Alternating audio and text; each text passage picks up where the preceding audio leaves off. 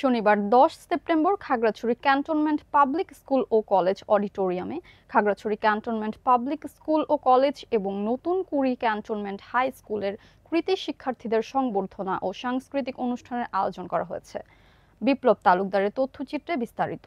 শনিবার ১৩ সেপ্টেম্বর সন্ধ্যা ৭টায় Khagrachari cantonment public school ও college অডিটোরিয়ামে খাগড়াছড়ি ক্যান্টনমেন্ট পাবলিক স্কুল ও কলেজ এবং নতুনকুড়ি ক্যান্টনমেন্ট হাই স্কুলের কৃতি শিক্ষার্থীদের সংবর্ধনা ও সাংস্কৃতিক অনুষ্ঠানের আয়োজন করা হয়েছে। উক্ত অনুষ্ঠানে প্রধান অতিথি হিসেবে উপস্থিত ছিলেন খাগড়াছড়ি রিজিয়নের region commander brigadier general Hasan Mahmud.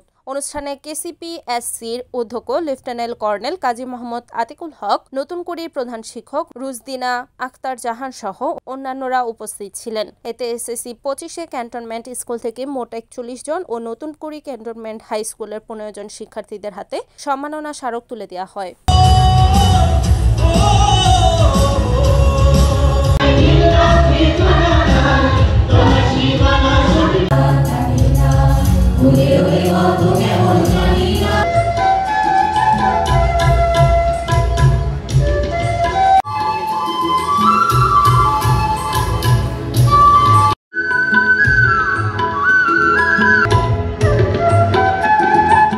Report বিপ্লব তালুকদার, এনএন টিভি, খাগড়াছড়ি।